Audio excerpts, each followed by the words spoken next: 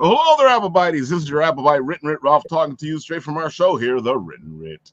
And today we have Vaughn and Christopher and Nathan and Gage, if he can get himself back into the room. Whoa, yeah, when did Vaughn get in here? Vaughn was hiding. I was really scared.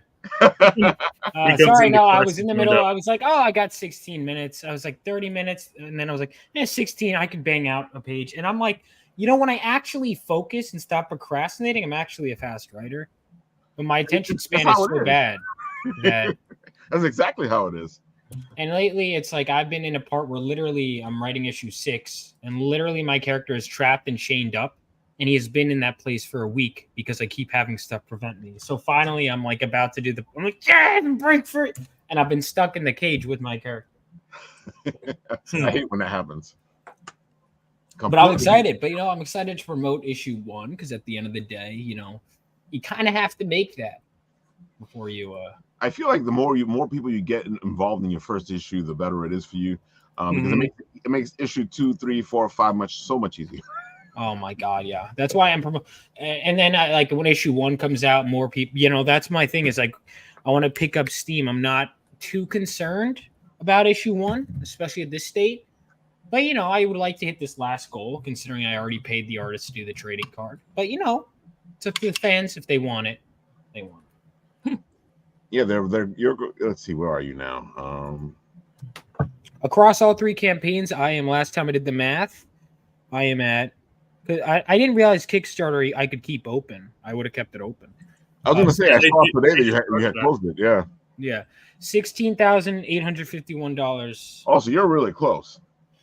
Yeah. Very close, very close. That's good. How are you guys doing? Oh, we're doing pretty good. We got Chris on the show today. Hey, Chris, why don't you tell everybody who you are? Give them the spiel. Let's start this off.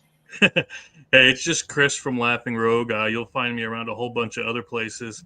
I make board games, comic books. I make RPGs, novels. Name it, I've probably done it. Nice. That's awesome. Yeah. I gotta say, I saw it was really interesting when Gage had put this up, and I ran into it, and I was like, okay, Slaughterville, this looks interesting. I gotta say, the first thing that caught my attention was the fact that you're letting people pick their own cover. Yeah, we're gonna have an option where they're going to be able to customize a cover, and it'll be their own hardcover copy. Wow. Yeah, that sounds difficult. How are you guys making this happen? I have Miss Lori. She's going to be doing 10 custom covers, and they'll pick the cloth, they'll pick the colors that they want, and she's going to put them together. And then, of course, it's going to take a little longer than a usual book, but it's going to be yours. It's going to be. Oh, I see what you're doing. So it's a certain tier. You're probably going to have like 10 openings, and as soon as those 10 openings are filled, that's it. Yes. Yeah. That's good to know, people, because that means you only have 10 tries to get it. That is it. Yeah. Oh, speaking of getting it, I just talked to to Gage. He said his power went out. That's what happened. Yeah, he just sent me the message. I was like, "Ooh, okay, no bueno." He said the whole neighborhood's out. Yeah, I asked if it was aliens because he's out there. Oh, that's right, he is out there. Yeah.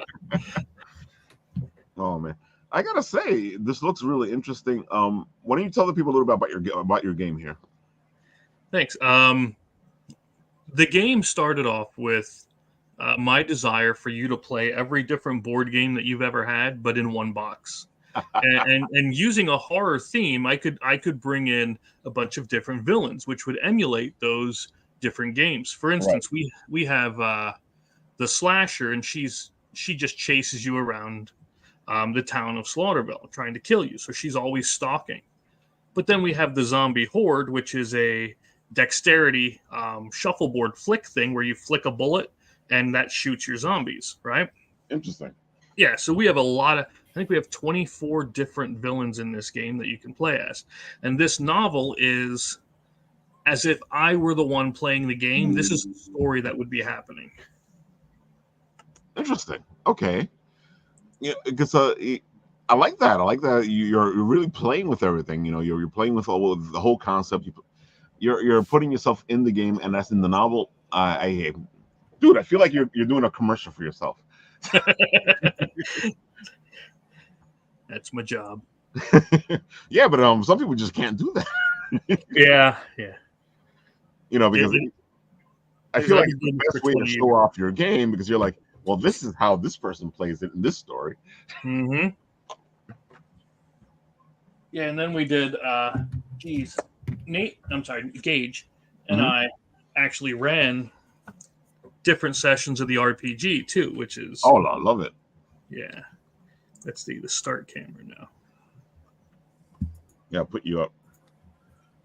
But yeah, if you like the year zero book, or the year zero engine rather, that's what we've used to make this game. I know my camera's junky, but well, we saw it. That's the good thing. The book looks beautiful.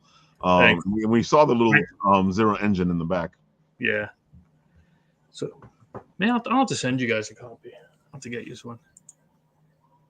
I gotta say, it already sounds like an interesting concept, you know, and it's always, I've seen a lot of horror type games out there, but it's always interesting to see how each person does it. Mm-hmm. Well, I grew up. I mean, my first movie I ever watched I was 5 years old, and I snuck behind the couch when my dad was watching Friday the 13th on Laserdisc. Okay, and so I've been a horror fan ever since I can remember. And so this world always just seems more normal. Like it just feels natural going into it, right? And what I wanted with this town, Slaughterville, which, you know what is freaky? I did not know there was an actual Slaughterville, Oklahoma until after I made the game. So I'm like, I got to get down there. I have to do it. That'd be the best thing to do, would be down there and stand in front of the sign and do a couple of videos. Mm-hmm. That is on my list. I am definitely going to be doing that. But yeah, this is the town where every horror movie takes place. So you can, and the town is odd because it's malleable. For instance, let's say one day you walk into a pizza parlor, okay, and you grab yourself a slice as you would. The next day, it might be a beauty salon. And to you, somebody that knows what's going on, you notice the difference. But to the rest of the town, it's always been that beauty salon. They don't find it weird that none of their GPS, they don't have cell phones there. And to them, it's normal that none of that tech works there. Oh, Man of the Meeple, I actually did something. They had an April Fool's thing, and I took out the S, and I just wrote Laughterville. So I made a game where it was all just joke. But yeah, I did that one. That's too funny. Yeah, but horror and comedy go hand in hand. Oh yeah. Yeah, this book is definitely a horror adventure. Meant to draw you in and meant to get you used to looking into this world and how it works. That's always a good thing, because it's always better when it's easier to understand the world you're in. than when you have to have like a bachelor's degree in order to figure it. It's you always want to make sure that your characters have no idea what's going on, or that the people have no idea what's going on in the story. That's a sign of good writing. Mm-hmm. You need to watch a 2-hour explain video to understand the basics of your story. That's great writing. I know. Meeple saying, will you be at PAX U? I would love to go to PAX Unplugged. I think they're like $3,000 a table. Ooh. And that was a bit more than I could. That's a bit more than I could swing at this point. But it would be almost guaranteed to make the money back. That's true. Because there's tons and tons of people go through there. We have a lot of friends that head up to the PAX cons. Mm-hmm. I'm tempted just to go as a participant one day. I think that's important. Yeah, I'm happy you've mentioned that because it's important. I know people out there are always asking about conventions and stuff. I think it's important to check out these conventions before you even do them. Mm-hmm. And it's always important to go see the convention that you're interested in, to see how it works, to see if you will work there, because that's important. Yeah. Yeah, I've gone to a few where I wish I hadn't.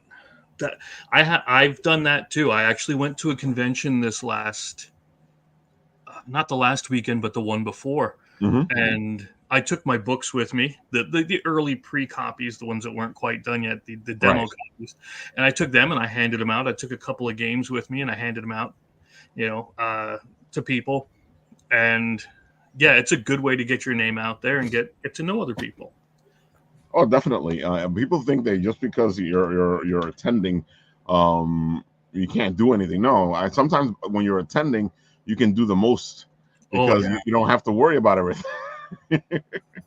I was talking with my buddy Dennis that goes there, Robinson. He does that Lycan comic, and he said something real, and it's the way you work at a convention is you get into a pitch mode where people are there, but it's you're giving your pitch so often. Sometimes you just get into the routine and lose the fact of that you need to connect with the people. Right. And because he started going through the pitch with me, and I'm like, no, dude, it's me. He's like, oh yeah, okay. And then we just got on to BSing. But yeah, that's good too, though, because I know I've had friends who when they're talking to me, all of a sudden they go into their pitch, and I'm like, yeah, go ahead, do your thing. Yeah.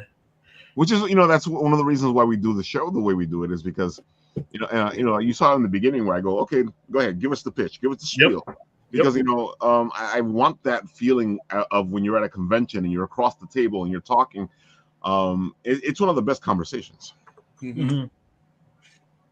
But the thing I noticed, like I, for example, was at a con, and not to knock on the guy, but there was one person who gave me this pitch, and it was like the most robotic. Is this person this, and you can back it, be yours today. And I go, I should have just said, maybe in all honesty, probably would have been nicer if I did critique the pitch, because I would have been like, listen, as a creator, I got to be honest, like, because I'm a creator too. Because when I'm sitting there and I'm talking to you like a person, I understand that there's the business, but if you're just reading like off a script. Yep. I don't care how worded it is, that just came in one ear out the other. I find that often I'll resonate the most with people. People will tell me during live stream, slow down. You're telling me about all the rewards. What is the story? Like, what exactly? And and that stuff is helpful. You want to get your quick pitch, but if someone's sitting there, like I was drinking a coffee, I'm like, it's okay. Just talk to me like I'm a person. That stuff is always nice. I completely agree with you. I feel like your spiel should become a conversation. Once your spiel becomes a conversation, and that's what I'm saying. Like when my friends all of a sudden just bring it up in the middle of a conversation, I'm always impressed, because now it's just it just flows. It just becomes part of the conversation. You don't feel like you're being talked to about their project. Yep. It's just something that happened. I like to start off with, what's your favorite scary movie? Like from the movie Scream, right? Yeah. And then from there, that's enough of a pitch usually to get people to start talking, tell me what their favorite scary movie is, and we go in and we say, oh, by the way, we have that thing here in Slaughterville. In the game, we have it in the RPG. Slaughterville, what's that? Well, I'll tell you. My gosh, sir, that's a great question. I would be happy to answer it. What's nice with games is I always have them laid out so they can just sit and play. I said, well, just sit down. We'll play one. That's the best way, man. I feel like that anytime you can just sit down and actually play, especially when it's a game, actually play the game with a person, it becomes so much easier than trying to explain it to them. Oh yeah, yeah, dude. That would have happened where my friends and I'll be going around for like 2 hours, and I'm like, we're like forever. Wait, but so what happens when you get this card? And we're like, what? Fine, we'll just start it. And then yeah. I've had it where people have sat there for hours and hours sometimes, and they'll come back later. Even we'll just sit and play games because what's going to draw people in more is seeing more people around the table. Yep. Yeah. And I've seen it happen over and over, especially when I'm walking around like doing what we do, and you pass by a table and people are having fun and screaming, and you're like, okay, I gotta go check this out. Yepper. Yeah, Meeple saying the worst pitch is when someone tells me that their product is like insert similar product here. If I want the other thing, I'll buy the other thing. You tell me why your product is so great. I gotta say, sometimes it helps because people want to know, so what's similar to this? But at the same time, I like it better when somebody tells you what they think it's like, and then you can say it's similar to that, or you can say no, not quite like that. Yeah, you don't know how many times when I mention that I do board games. Oh, is it like Monopoly? Not really. No, not even a little. But I appreciate you stopping. I gotta say, like, I've always wanted to do a clue party where everybody comes in as one of the players in the clue game, and then you try to solve the mystery that way. I feel like you can do the same thing with Slaughterville. Yeah, even without the RPG. Yeah, pretty much. Yep. That's what I designed it for, is a narrative kind of a story fun thing. And we have all the trope characters. We got the stoner, the hot chick, we got the final girl, we got the jock, the nerd, everybody's in there.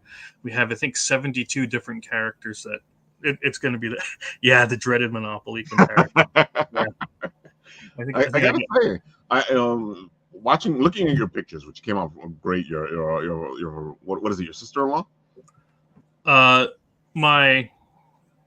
The author pictures the sister-in-law did, yes. Okay, yeah, because you look like a detective. So now I got to ask you, because I'm a big detective fan. You got a detective in Slaughterville, because it sounds like you should have some kind of detective or X-File type person. Yes, we have a few of those. Everything from the cop, the detective, the standard police officer. Nice. We also, because Sherlock Holmes was, of course, I can feel it. Domain, we threw him in. But the thing is, with Sherlock in Slaughterville, Sherlock is part of a secret society. So the name of Sherlock gets passed down to the one who's the best investigator, so it can keep going and going, kind of a deal. I like that. I feel like I always like that concept when it comes to characters, that are, I guess, immortal. Right. It wouldn't make sense for Sherlock to actually be there because, well, he lived a few years behind that. Exactly. But the fact that his name continues and somebody else takes on the mantle, I've always liked that type of story. He'll be in the book eventually. I have 12 of those. I have 12 of these novels planned. So there's definitely going to be plenty of them. That's good. Yeah, that's a good way. Again, it's a good way to continue to go. Hey, go check out the game. Funniest thing that happened at a convention, speaking of, is I had the game Gone Hunting laid out, and again, it's a hunting board game, and you're shooting animals by rolling dice. So you're not literally shooting anything, but this lady actually came out to me. I'm a vegan and I like this game. So I said, can I use that? She goes, absolutely. I said, all right, vegan approved. And I used it all. I love that. Vegan approved. Vegan approved. So I put it in the ads and everything.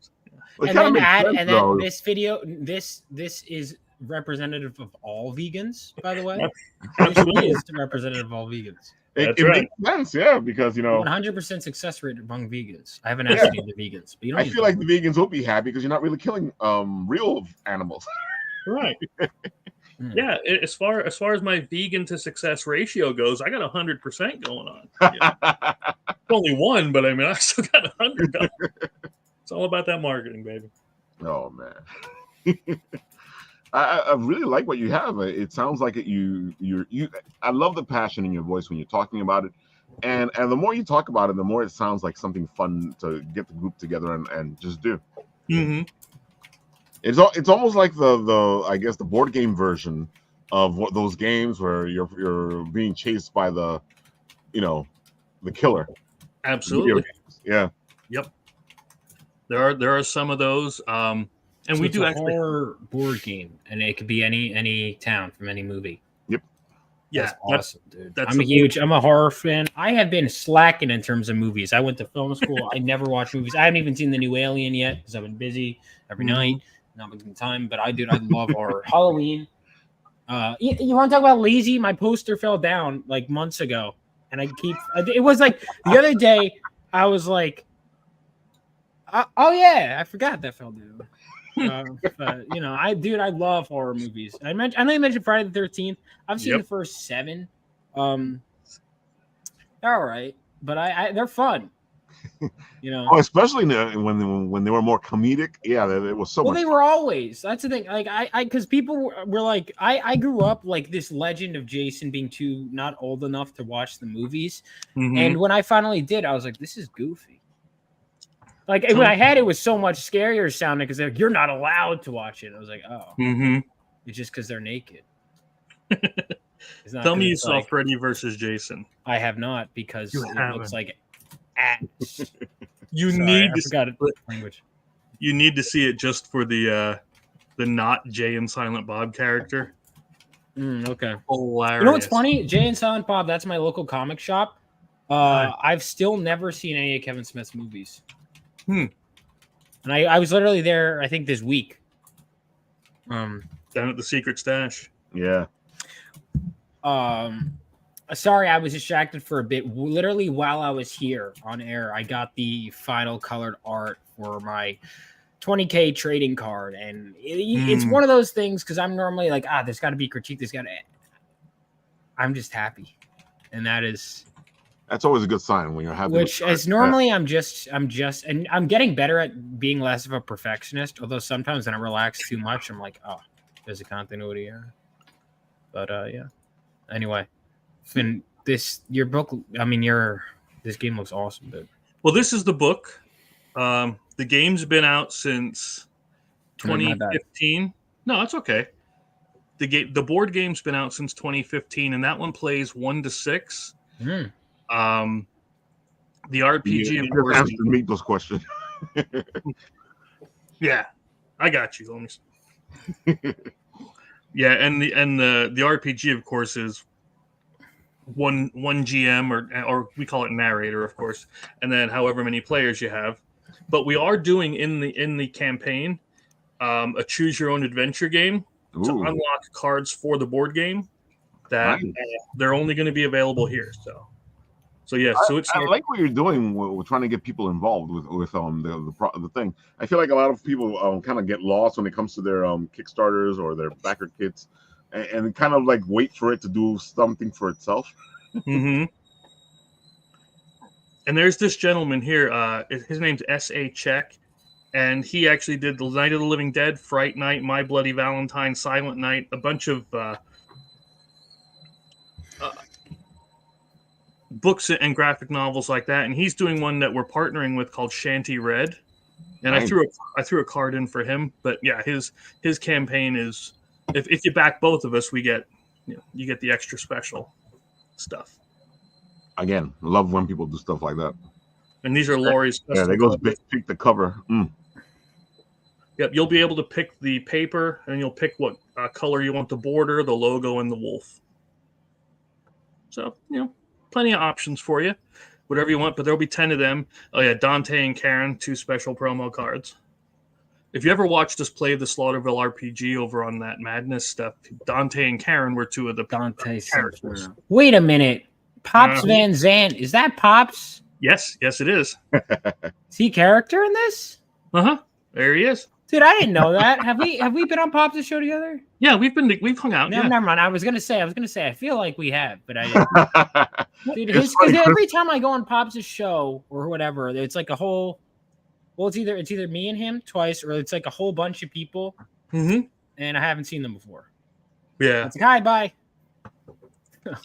Yeah, usually I'm on a lot more, but with the book having to get finalized and the campaign coming up, I'm like, dude, I need a couple weeks of just busting my butt, and that's what I've been doing.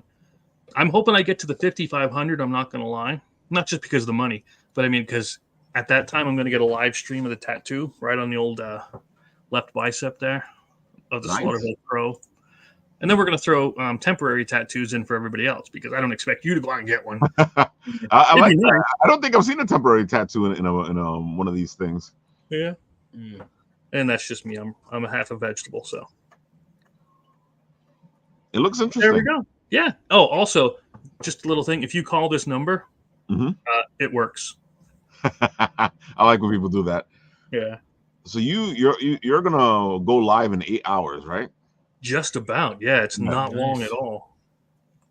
I can't wait. I love I've done, honestly, I think I've funded about 17 or so projects already. Wow. Damn. And yeah, I've backed a couple hundred.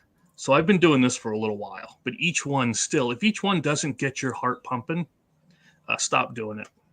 You know, and it sounds like that. Like I said, I love the passion in your voice. I love that you're really into what you're talking about. And this kind of freaked me out. See, it's not live yet, but 6 people found it already and started backing. So how do you back a campaign that's not live? Homie, I wish I knew. Yeah, but yeah, we're part of the Booktopia event, and that's going to be starting to, like you said, in just a few hours. Yeah, so I'm pretty psyched for it. Backerkit seems to be taking off.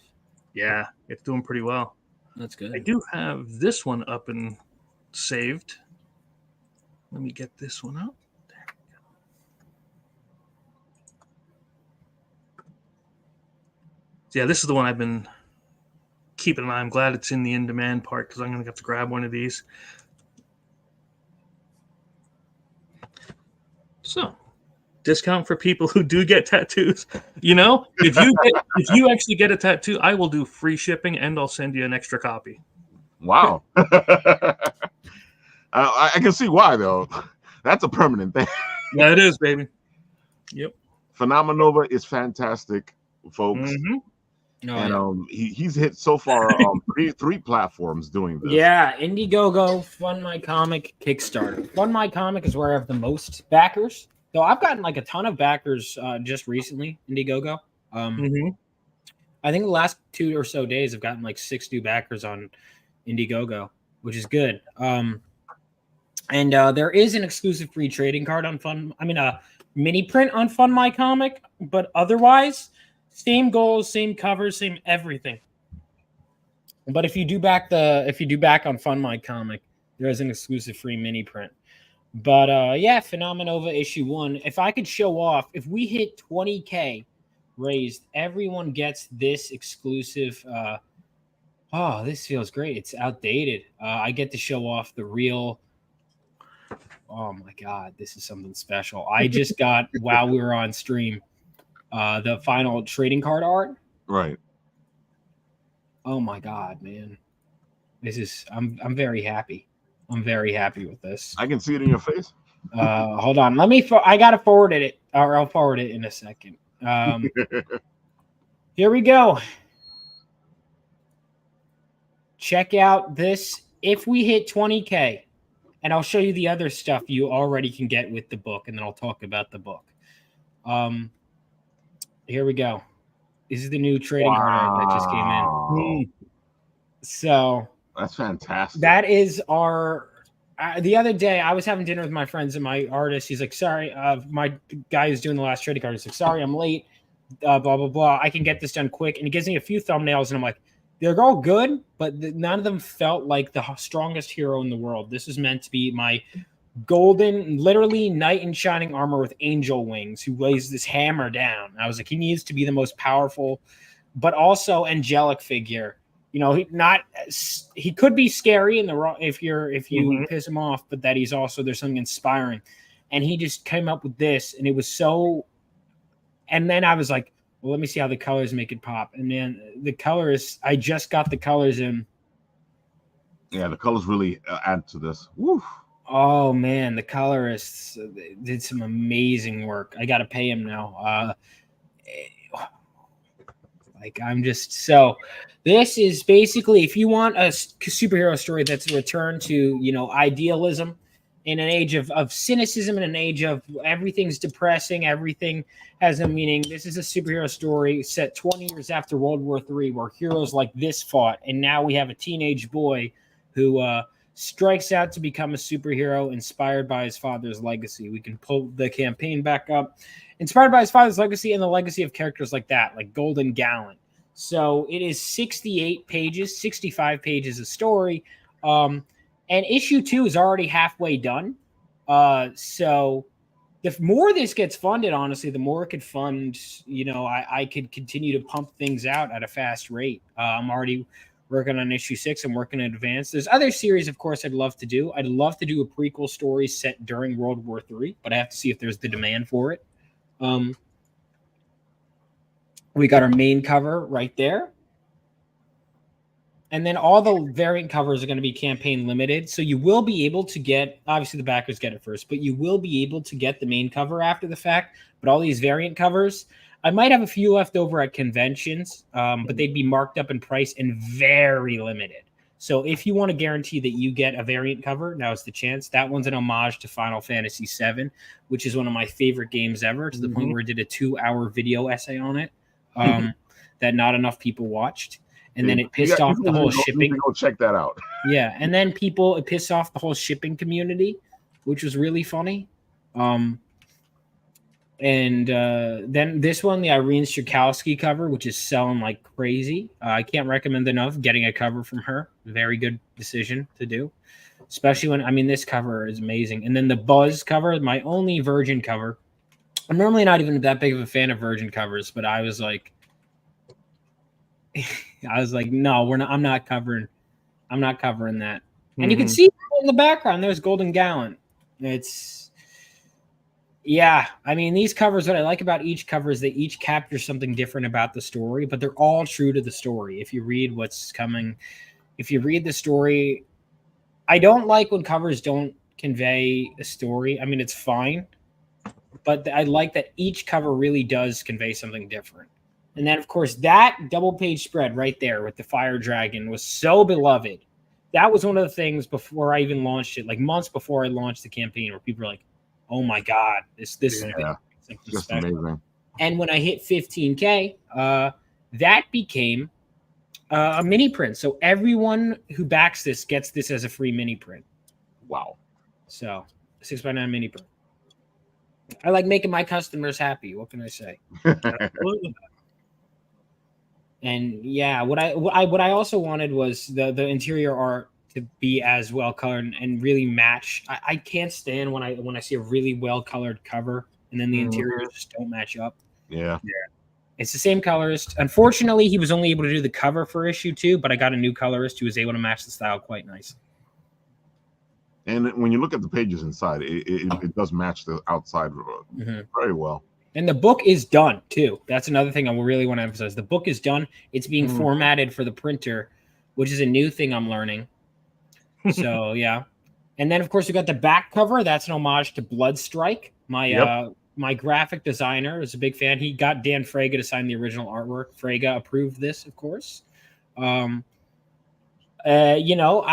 actually decided not to do the blood because I wanted the heroes to be shining ideals. Yes, there was a lot of bloodshed in World War III. But actually, I wanted it to be colored originally. And then I was like, no, all right, fine. You won me over. We'll do grayscale. And I'm very happy that I did. It's a really special cover. And then, of course, if you back on Fund My Comic, that's the same creative team that just did that trading card I showed you. They did such a good job on this one. And if you see, it's polar opposite, showing their range, It is bright and colorful. Yeah. And then this one right here, Dark Cloud. And yeah. This artist is good. Well, those are different artists. Yeah, those guys, Zach and Nick, did that one. Same guys who did the trading card. Yeah, when my artist, he's working on the interiors, and so I get to. It's great getting to work with other people. It really feels like I have a big team because I'm kind of doing it. I don't know. That looks like a big team. Yeah. But you know, it's paying off because everyone has contributed something special to this project, and you know, I really wrangling people is a big part of the job. Oh yeah. But so wait, you can add on the card for $3? You can add that mini print for $3. So it's already, you get it for free. But if you want more, it's like, I was like, why not? It cost me less than $3 to make. If you really want to pay $3 for an extra mini print, that's okay. A really decent price. Yeah, well, it's a 6x9. You know, it's not a big deal. So yeah, if you want to just like, you say that, but you'll see that kind of stuff for sale for $20 at a convention. $20 for a 6x9? Yes. Who would pay for that? People pay for it. Did Keanu Reeves sign it? Look at Gage is like, hey guys. Hey Gage. Yeah. Can I show the last trading card? There was another goal that you will get because that's not enough free stuff. If you like that character, there's also a trading card of that character you will get, regardless of what platform you back on. Because it's all right. I love my customers, but I also just wanted this stuff to exist, to be honest with you. And I was like, hey guys, can you help me? So Tate said people are dumb and will spend money. Well, listen, by all means, spend it my way. But if can I show up the last trading card? Yeah, sure. Put it up. Okay, I'll put it up. Right. All right, last trading card. And again, trading cards, these will be exclusives. I'm printing trading cards. Oh, it was at the bottom. Sorry. Yeah, it's okay. Boom. This trading card art. So the fan art contest winner, basically, I had him. This was the day one trading card. The fan art contest winner did such a good job. That day my creative team and I chose him, and then the audience, I got them to choose. They also chose the same guy. So I said, all right, you guys, I'm going to give you a list of characters. You guys get to choose who you want the fan art of. And by a slim margin, he ended up winning. And I said, okay, if we get 300 backers across all 3 campaigns, you get this trading card. And they got that goal. And before it was even done being colored, before the art was even finished, we hit that goal. So, to be fair, we were also very close to 300 at the time. So that is always great. Yeah, this is all amazing stuff. You know, I can see that you went for quality. Yeah, and the most important thing is I could give you all the pretty art in the world, but ultimately you'll be like, oh, that's a cool looking character. I put my heart and soul into the story. I think writing is something people need to treat just as much of an art form as drawing, really. Especially, I do think there's editors, get people who you're afraid of to give you feedback. In fact, my first job, I edited Chuck Dixon thing, and I finally worked up the courage to ask him to read some stuff. So, yeah. That's some courage there, asking Chuck Dixon. Well, Rustard actually told me, he's like, dude, just ask Chuck. Well, I mean, Mike Barron have asked for feedback. Chuck's a completely nice guy. Yeah. But no, it's always good to get somebody that I always tell people that are doing the editing or write it like you hate me. Because if I don't get your true and honest feedback from somebody who would despise me and pick out every little thing, then I can't improve it, man. See, I don't know about writing for you hate, because writing for your hate, they're just going to pick problems that aren't real problems. Which we see a lot, especially in fandoms recently. Oh, yeah. Nah. I gotta say, like when what usually ends up happening is you give somebody what you're working on to read, and their feedback is usually like, okay, it was good. And they think they're doing you a favor. I'm like, no, you're not doing me a favor. If you're just telling me it's good, you're not helping me out, because what's good about it? What did you like? Yeah. Who's your favorite character? Yeah, I've had people tell me that it's good, and then I'm like, well, what are your favorite? I like this. I like this. How did you feel about this? Oh, I felt that. Yeah. If they could actually answer it. Exactly. I'm like, man, that's good. And I've had that. That's what helps, is that feedback. Because people think that they're going to hurt your feelings. Maybe they will, but at the same time, as a writer, you need to have a thick shell. Can we get the links to those in the chat as well? Yeah, sure. I'll send them out into the chat because I know there's somebody out there going, Ralph, I'm lazy. I don't want to go. That somebody would be me. That's why I noticed it in the chat. So, folks, I make it easier for you. I stick it into the chat so you can go check it out and go look at all this beautiful stuff and go buy a book. Man, this feels so good. Wait, the GoFundMe and the Indiegogo are the ones that are live, right? Yeah, the Fund My Comic and the Indiegogo are live. Kickstarter did close. I didn't want to put the Kickstarter up by mistake. There we go. Yeah. Yeah, I'm looking at that Final Fantasy VII cover, homie. Oh my god, yeah. It's good, man. That cover, and again, relevant to the story. I was at the gym, and the new game had come out, which, by the way, ending total one of those endings I'm talking about, where it's like you need to watch a 2-hour video essay. I'm like, dude, the game already has like a narrator that you can't. Why am I blanking? An unreliable narrator, clones. Ancient aliens. Oh no, we need a multiverse and new timelines. Do we Everything really? has to have a multiverse these days. I'm so sick of it, man. I like alternate timelines. I can handle as long as there are commentary on the main timeline. Like, for example, when Rachel Summers shows up, that's fine to me because it's not like you're saying, oh, both timelines. Like, there's clearly a main timeline. Right. And she's a result of what would happen. It's like a commentary on the story. If we go this direction, this is the result. What's happen. Exactly. Yeah. That I'm fine with. But if it's like, hey, the main universe, I mean, does it really even matter? You know what I mean? There's like a bunch of other ones.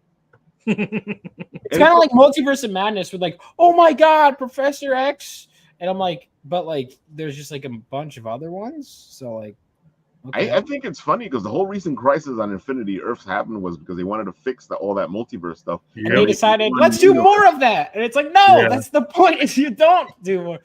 I will say it's funny because I assume you guys are reading when Crisis came out. I was reading it and I was like, because apparently when it was out, from what I understand, there were books coming out that were explaining it, right? Yeah. Yeah. Well, so we don't have that. We have the internet, but it's like, my friends and I will talk, and like I've had multiple friends around my age have been like, dude, I would have to stop and be like, all right, who is this? Okay. They show up and there's like the Gorilla King is. I'm like, what? It was easier back then. One, you were closer to the source. Yeah. And two, there was always an explanation of stuff, or they would tell you, go back to issue 35 of Justice League, and you can actually find out who this is. Yeah. It was easier, and it was easier to find those books. These days, you say that like people had money to buy the books to read it. Back then, it was easier to find the books. I said to buy the books, not to find the books. It was easier to buy the books back then.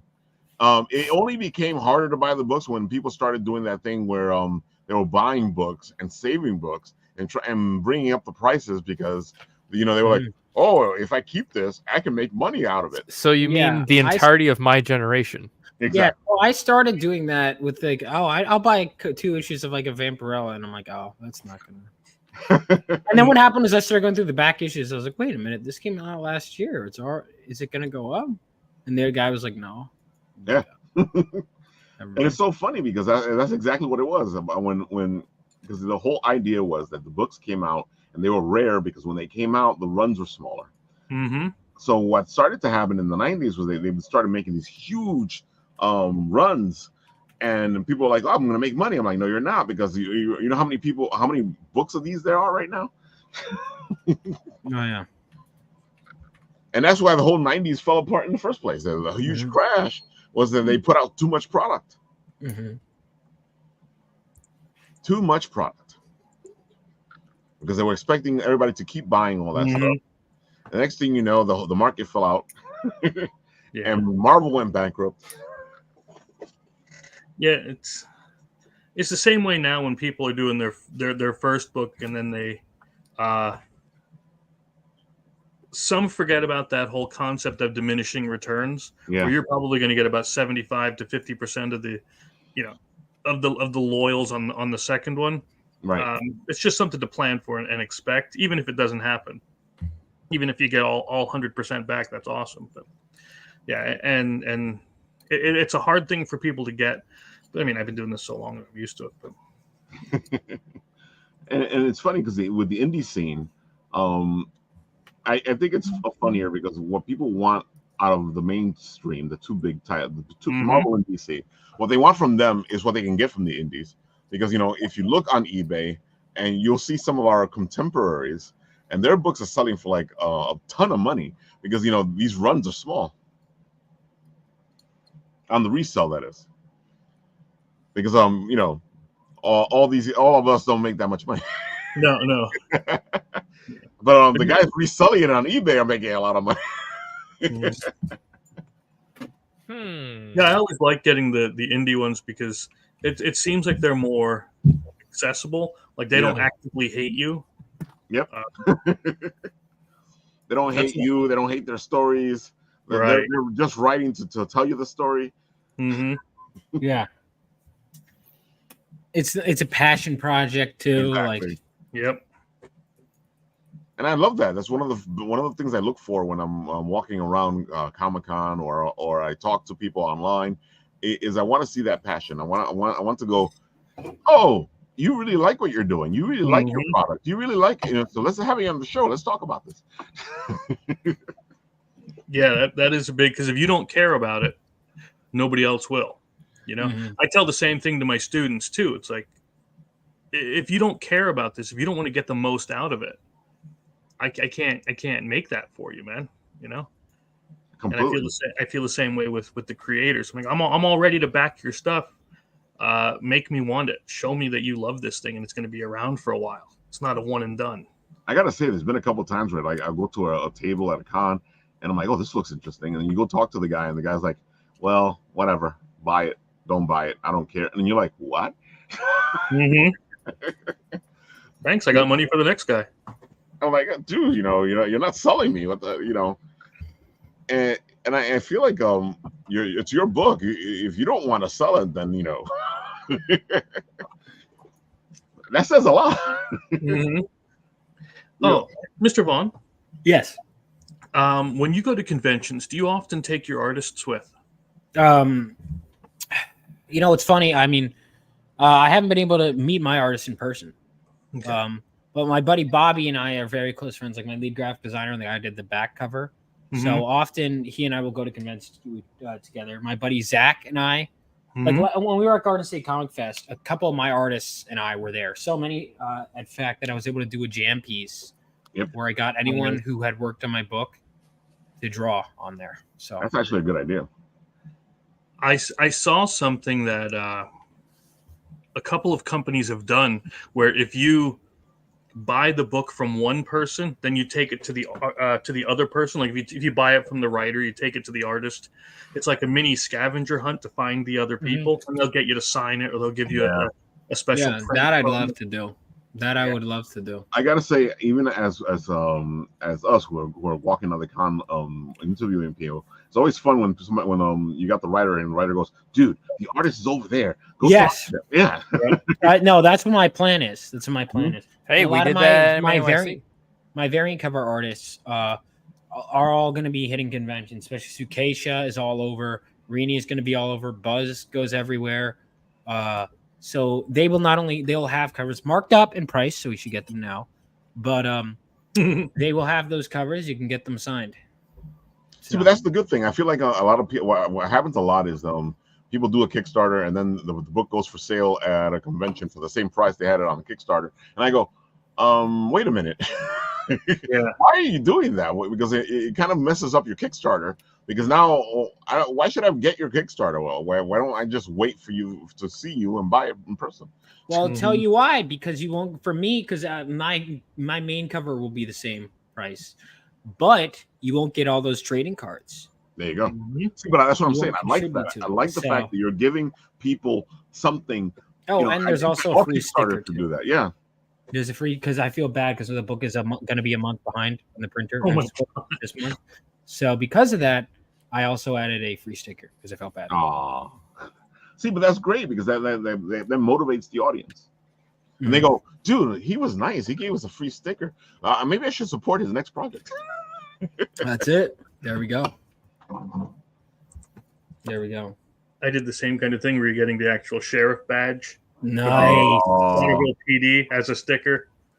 So, yeah. Hey, have you considered making a sheriff's badge? It probably costs you some money, but it sounds like something for like a rarity tier.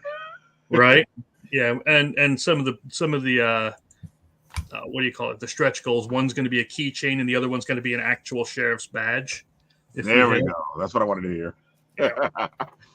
So you will officially be one of the Slaughterville PD. I like that. That's a good idea. It's always fun when you get stuff like that because I feel like people just they don't really think about any of this stuff. Mm-hmm. I feel like if you're gonna have a Kickstarter, have fun with it. Exactly. You're only doing it once. Hopefully, get it done. Make it the best you can, and just go with it. Because I know what a lot of people are doing is they're trying to get the book so they can sell it at the conventions or they can sell it somewhere else. Mm-hmm. But make the Kickstarter something that people want to support your next Kickstarter. It's something like, well, if we don't get it in the Kickstarter, we're not going to get it out in the real world. So, yep. Yeah, or I'm making it. We're like, okay, you can, but then you know what's going to happen? You're going to be online. Well, hold on. Where'd you get that card? Where'd you get that trading card? Oh, you idiot! You didn't know about this? Got to get the next one. Yep. Kickstarter exclusive. Yeah. Having my table. Oh, can I get one of those? No, I'm afraid I can't. You could have gotten them. Exactly. But by the way, somebody on eBay is selling it for $400 if you want to pick it up. And that's what you find. Yep. That's the good thing for your brand. There are people, I will say, and it is messed up, who hold on to extra copies and just let people artificially inflate their prices on eBay. I know there are people that do that. And I'm like, dude, come on. I know some people do it, but most of the guys I know, they're like, fuck, I should have kept an issue. I got a couple of friends who have done their Kickstarters or done their books, and they don't have any more copies, and they're like, man, I should have kept one issue or two issues. I'm like, man, my book sold for $500 on eBay. I don't know if you'll find it funny or not. I do anyway, because I'm just weird. But so this is the original copy of the board game, like this version 1. And I don't even have a copy. I don't even have one. So you're like what I was just talking about. Yeah, but this is, I don't know who this is. It's just some seller on eBay. But yep, I sold out, and sure enough, they are going for a couple of bucks. Wow. And that's exactly what we're talking about. People see right there. That's why you support Kickstarters. Yep. Make it worth it to them. Oh yeah. It's so funny because you have these people now that they're constantly looking for things they can do that with, especially convention tickets. And it's always funny to me when people go, it's sold out. I'm like, it's not sold out. You just got to pay more for the tickets now, but it's not sold out. Yeah. I love the conventions when they go, we're sold out. No. Some bunch of scalpers bought your bunches of tickets, and they have the tickets. It's not sold out. Yeah. You could just New York, like I could go and get whatever New York Comic-Con pass I want. Exactly. New York Comic-Con isn't sold out of any passes. They were sold out of Saturday pass. Only allegedly. Saturday. Yeah. Allegedly. No, actually the 4-day pass was sold out. Yeah, but you can still find it on No, I know. There's still people buying the 4-day passes, so I don't know about sold out. It's sold last out. time I checked, it sold out for me specifically because they didn't want me there. Well, too bad. I'm working it. It's sold out at the convention itself, but you can always do a buyback from one of those other sites, which is exactly what I'm talking about. And I'm pretty sure Midtown still has their Saturday tickets too, and their 4 days. So wait, they gave Midtown tickets again? I'm pretty sure. There's so many. I know someone's still buying it because they told me they just got it literally yesterday. Come on. Because I know Midtown used to have tickets, but then they got rid of that. It's possible they put it back, but I don't know. Because it's also New York Comic-Con too. Do you really want to go? I'm going. Networking set. Well, or at least two of my artists will be there. For two of my variant cover artists will be there. So. And I know Comic-Con is a nice place to go, and it still is a lot of fun, even with all the corporateness.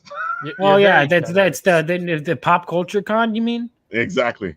Pop It's not a culture? Side of comic con. comics. They'll throw you guys in the basement. Yep. Pop culture? What? When? Where? Yeah, that's what Comic Con is. It's a pop culture. New York Comic Con is where- a pop culture con. There's culture in there? I didn't know there was culture still at Comic Con. Well, see, the people consider the movies and all that other stuff pop culture. Dude, I was taking a picture of the guy in a Wolverine costume. I go, oh, dude, you see Chris Claremont yet? And he was like, what? Yeah, I don't know who it is. Yeah. I'm like, Dude, I'll never forget. Keith. Go ahead, Chris. Go ahead, Chris. I said I'll never forget Keith's post about that New York Comic Con when he passed.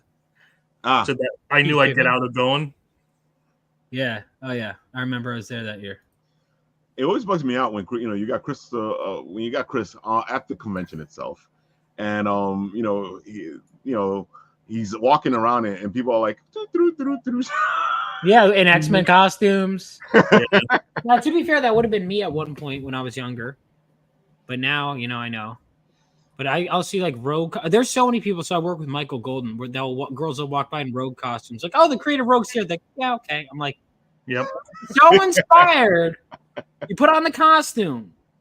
But we were inspired by the voice actor. or for butts, not gonna lie. Exactly. It was all about the butt. Mm.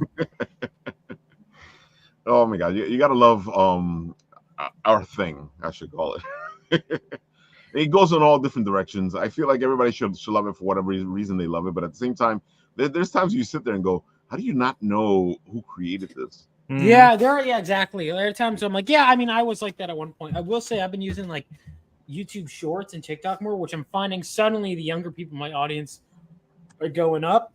Yep. I notice older people watch my streams, younger people tend to watch my shorts, and I'll just say, like, I've been saying basic comic facts, and I'm realizing, dude, like, these people act like I'm bringing fire from Olympus with this knowledge, and I'm like, I'm just kind of stating. I'm like, yeah, all this stuff about Wolverine, that his name came from Chris Claremont. People are like, wow. I'm like, oh, okay. So I could just say basic comic knowledge, and they think I'm like the smartest guy ever. That's awesome. But it was Ryan Reynolds who made Deadpool Yeah, and he Wolverine. created That's Deadpool. That's the first time Wolverine has ever shown up in a Marvel movie. MCU movie. Oh, you're gonna get technical about. What's an MCU? Yeah.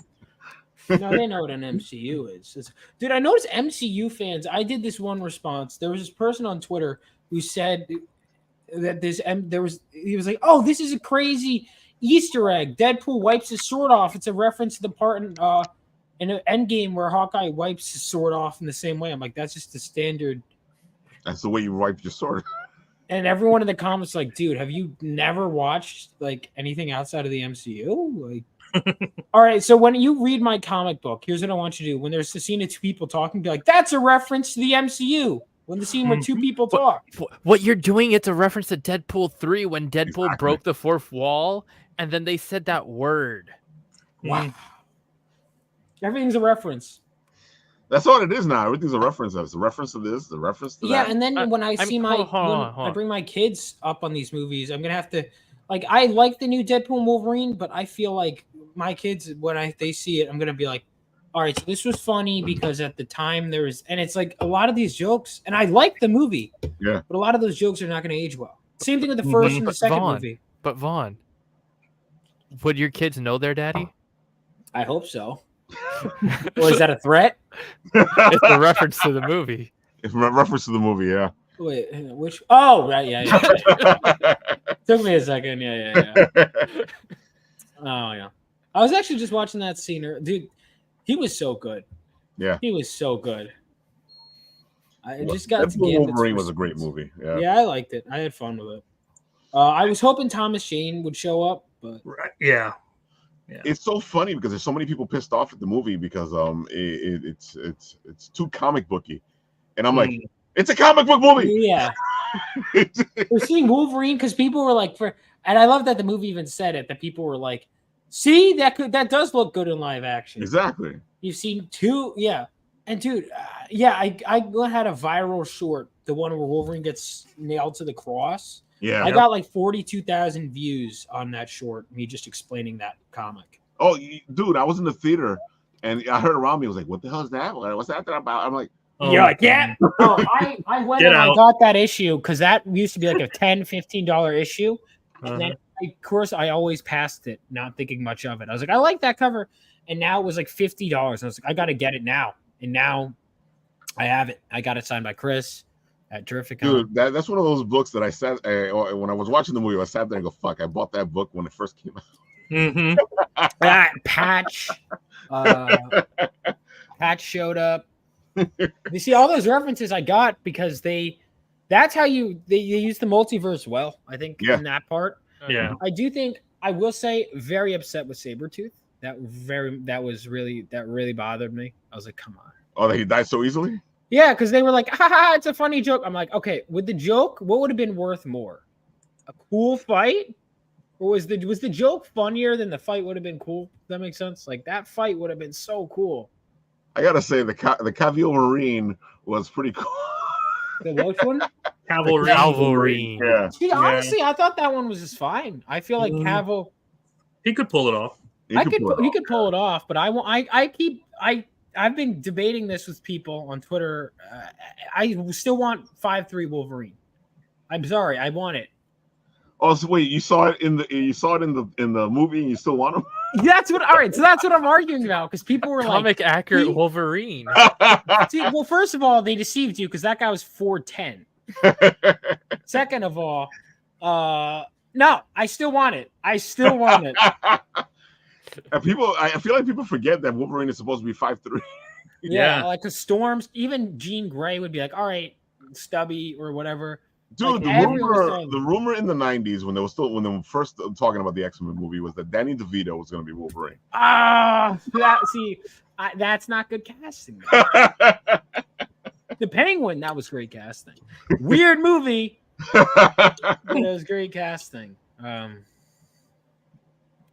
yeah, no, I want Cyclops to be X-Men 97 nailed Cyclops. I want a cool Cyclops. I gotta say, like, I was happy with X-Men 97 because I always feel like Cyclops gets the bad end of the stick. When Cyclops first came out, he was this hero, and then they turned him into this asshole, and I'm like, dude, man. And that's because a lot of people don't like Cyclops, so they write him in a nasty way. That's why I tell people all the time, you got to be careful with writers because if the writer doesn't like the character, they're gonna. Yeah, they'll either not use them or they're gonna make them look bad. Yes. Well, look at what they did with Punisher, saying that he was always a serial killer. He always hated his family. No. Yeah, that was insane. When I saw that scene, I was like, "Are you kidding me?" Yeah. Like if there are characters that I might not know that much about, I just won't write them, dude. Like it's like I've never seen like a hit piece like that on like a character that I could think like a targeted hateful hit piece on a fictional character. And it's like people are also like the Punisher's controversial. I'm like, even within the Marvel universe, he's controversial. That's the point. Yeah. Yep. What he's even the Punisher will tell you that what he's doing isn't the right thing. Yeah. But it's necessary. Exactly. He justifies it. And there's different writers, like for example, I've talked to Stephen Grant and Mike Barron. They have their different views on the Punisher, but if you read their works back to back, yeah, you could see that the writer maybe has a different light they're shining it, but it still feels like the same character. Exactly. It just that bothered me. The X-Men don't feel like the same. There are people that like Professor X was always kind of a jerk to think about it, and I'm looking at the old comics. I'm like, I mean, not really. No. If you look at the old comics, Professor X was Professor X. Cyclops was Cyclops. Yeah, no, they're like if you think about it, I'm like, if you like, there was one person that was trying to tell me that, oh, Cyclops has always been a jerk. I was like, what's your favorite? Like, can you give me some like issues? And they're like this. I'm like, oh no, go before like 1990. Give me some Cyclops issues, please. And sometimes like, okay, so the editorial decision to make Scott walk out on his family, that was taken out of Claremont's hand, and they had to. And even then, it was a very nuanced situation that a lot of people don't realize. I think 97 did a better job of it.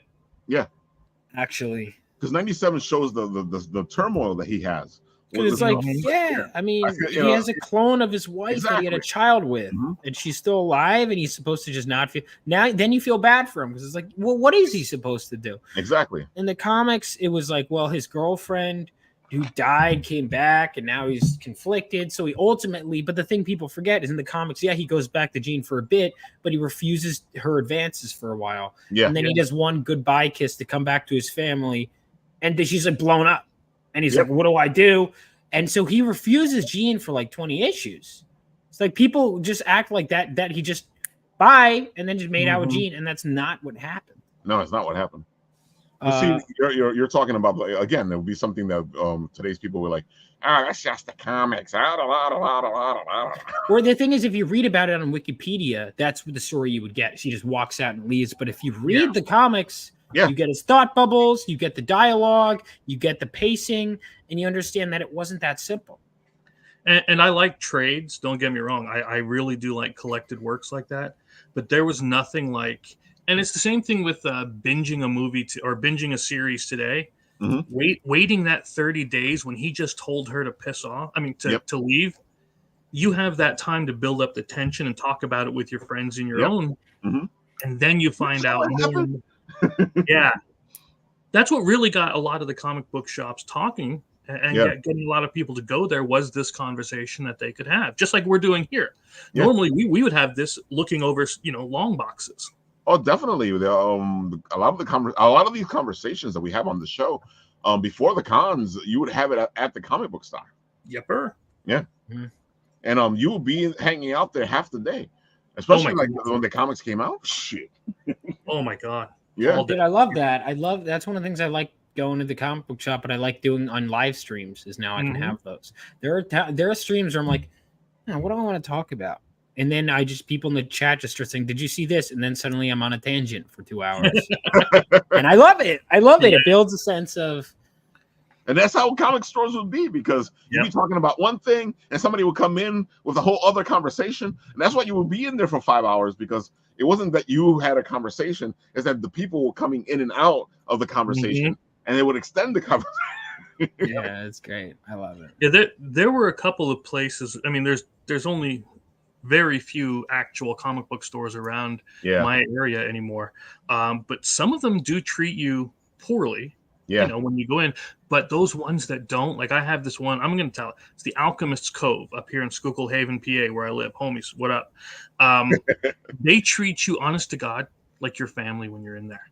You are their best friend, and they do it with everybody. It's just it's that old school casual conversation, and they invite you to sit down, do whatever you want, because they also have board games and Magic and all the other stuff.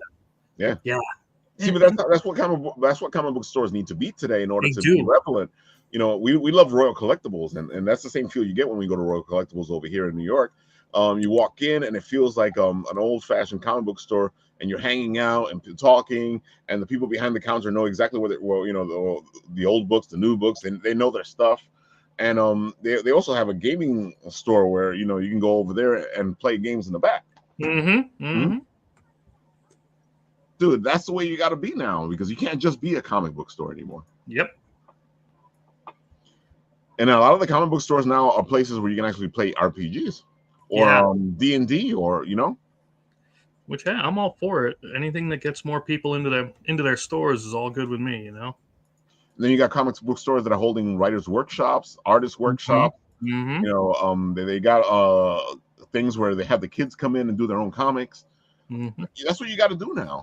And I feel like that's how you grab the children from now, because the industry is making it hard for the kids to come into to comic books. Yeah, because you don't have those comics anymore where kids can read them. Because before, you could pick, as a kid, I could pick up any book. It didn't matter what book it was, and I could read it, and it was still, it may have been a little adult, but it wasn't as the way they do things now. Because I remember reading Fantastic Four with all that vocabulary in there, and I would look up the words that we're using, especially Fantastic Four. But they make comics for everybody now. I feel like now they don't do that. Yeah. Gage says they have always sold cards and stuff since I was a teenager, but CCG made it a big deal for them to get more space. Yep. Yeah, and I mean, I grew up when I first started reading back in the late 70s. It was Savage Sword of Conan, it was Punisher, it was X-Men, it was Spider-Man. Oh, yeah. And those are what taught me how to read. I didn't sit there reading Jane Eyre, Tale of Two Cities, any of this. It was comics. It was stacks of books. Dude, I started off with Encyclopedia Brown, which I say that now, and people go, "Who the fuck is Encyclopedia?" I was going to say, yeah, there's broken. There's the broken. and that's what started me off. And then I jumped into the comics, and the comics like moved me forward. My reading came from all that. And I say this story all the time. Like my English teachers did a lousy job at making me like anything. The reason I'm a writer is because of my history teachers. You know, and I tell the story all the time that, you know, if it was for my English teachers, I would not be writing. I would not be doing anything. Oh, really? That's awesome. I got one of my old English teachers to back the book, actually. So. Oh, that's cool. Nice. That's always a good thing.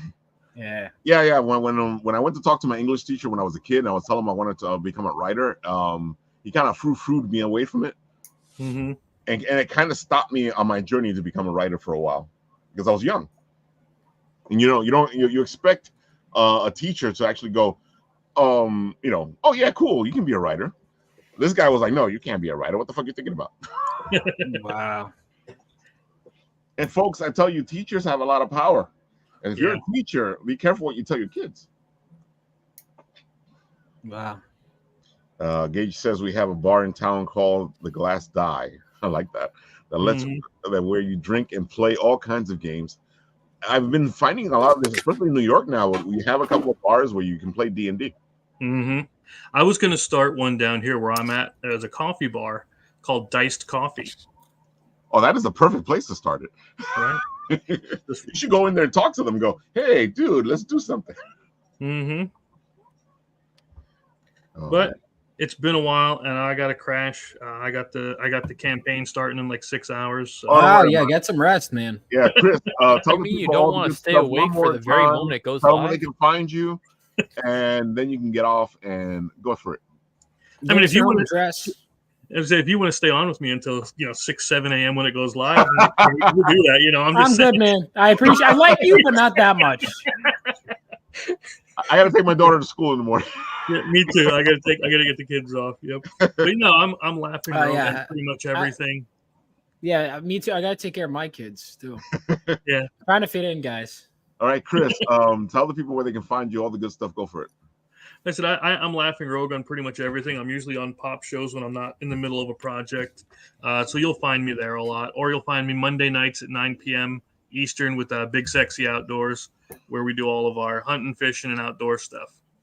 That's when I drop my professional accent and I let my Dutch come out. Oh, don't you know? Yes, when you told me that before, I was like, that's interesting. That doesn't fit like the usual stuff. No, I like to do a lot of different. That's why I have the crossbow behind me. I used to call my show Crossbows and Comics because we used to talk about all kinds of stuff. But that's cool. YouTube hates that when you mix. Dude, YouTube hates us, and they've always hated us. And I get people all the time telling me, you need to focus your show on one thing, Ralph. And I'm like, look, man, I don't like one thing. I like a lot of things. Exactly. Yeah, that's what I think my content. Like if I just did about one simple thing, yeah, probably. Like when I was just doing X-Men related TikToks for a bit. Yeah. Well, not TikToks, shorts, yeah. But now I'm promoting my book right now. Exactly. Also, the shorts algorithm is insane. Ready? I'm going to just do the view numbers. Oh, totally. Last 6 TikToks. Ready? 407, 155, 7, 1, yes, 497, 44. Yes. What do you mean? Make sure you have it set to not appear to your subscribers, because then it's going to appear to your subscribers, but also new people, which is actually how the algorithm for shorts work. Oh, my God. Yeah, so if you have your videos, like primarily your shorts set to like view for your subscribers, you're going to get less views because less subscribers are going to actually go into your shorts page. So by not having that set for your subscribers, you will get both your subscribers and other people. How do you do that? How do you do that? It's right in the settings as you're uploading it. What? I've been telling Ralph this for a while now. That's why when like he adds collaborators and it's not to their subscribers, those videos do extremely well. Dude, because when it's we to a different do the audience, videos for and it Instagram and we do the collaborators, yeah, and that's completely right. When we do the videos for at the conventions, those things blow up. Oh wow. So if you're ever doing YouTube Shorts, don't put for your subscribers. You're actually hurting yourself by doing that. Gotcha. So Vaughn, tell the people where they can find you, all the good stuff. Go for it. Yeah, so my YouTube channel, Vaughn Coleman. My closeout party is going to be on Sunday, so make sure to subscribe to my channel. I'm going to be doing more stuff, talking about comics, updating people on the campaigns. I also promised my subscribers that I would go through my horrible old videos I made, never released on the internet when I was a little kid. So I will be doing that on my live stream. So if all that sounds interesting, just go on my YouTube channel. It's my name, Vaughn Coleman. If you want to get my comic book, it's going to close out Sunday. So if you want to get it, you can go to fundmycomic.com is where you can get access to it, and also on Indiegogo. There you got, folks. All those links are in the comment section. I made it easier for you so you don't go, Ralph, I'm lazy. I don't want to go looking for the link. Yeah. Well, so make sure to do that. Make sure to back on. It's closed on Kickstarter now, but do that. We are close to, because no matter where you back, it contributes to the final goal. Yep. Which is 20K. We are about 3,000 away from hitting that, and at the rate we're going, I'm hoping we can. Well, the race rate would actually have to pick up, but I'm hoping that we can get it. So. All right, folks, go do that thing. I think, let's see what we got back up here. Of course, Matta's not here today, but go check out Matta's book, The Misadventures of Buddy and Friend. This is what happens if people roll 1 all the time in a campaign. And we love those moments. And she is signed up to get notified. If you're looking to help somebody out, this is the best time to help somebody out. It's free. And this actually puts the project in a great algorithm when it starts. So if you ever wanted to help anybody out and you want to do it for free, this is the best time to do it. Go sign up to get notified, and it puts the project in a better place when it starts out. And this is a great project. Like I said, this is what happens when you roll 1.